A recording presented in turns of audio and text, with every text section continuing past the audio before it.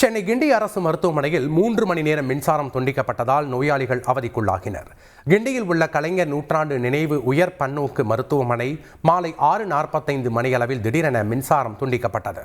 இதனால் மருத்துவமனையில் உள்ள அனைத்து பகுதிகளும் இருளில் மூழ்கியது.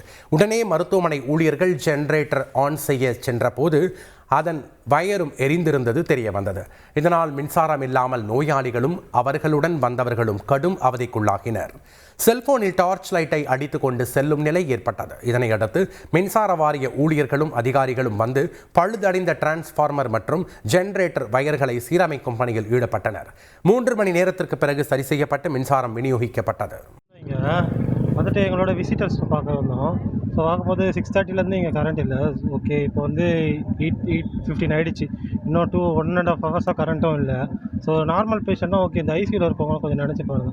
ஸோ அவங்களுக்குலாம் இதெல்லாம் தேவைப்படும் தானே. ஸோ இது மாதிரி ஆகுது. ஸோ இது கொஞ்சம் பார்த்து எடுத்தால் நல்லாயிருக்கும் நடவடிக்கை. கரண்ட் இல்லைன்னு சொல்கிறது உள்ளே என்ன சொல்கிறாங்க? கரண்ட் இல்லைன்றதுக்கு நிறைய பேர் திட்டிட்டு தான் இருக்காங்க. 6 மணிக்கு கரண்ட் இல்லை. அது பேஷண்ட்லாம் பார்க்க முடியல, பிள்ளைங்களை பார்க்க முடியல, எல்லாம் செய்ய முடியல. அது ரொம்ப சொல்ல மாட்டேன்றாங்க டாக்டருங்க. இந்த மாதிரி கரண்ட் இல்லைன்னு சொன்னால் இப்போ வரும் அப்போ வரும்ன்றாங்க. அதோட எதுவும் கண்டுக்க மாட்டேன்றாங்க. அது பாட்டில் அவங்க பாட்டில் இருக்காங்க. செய்திகளை உடனுக்குடன் தெரிந்து கொள்ள உடனே சப்ஸ்கிரைப் பண்ணுங்க.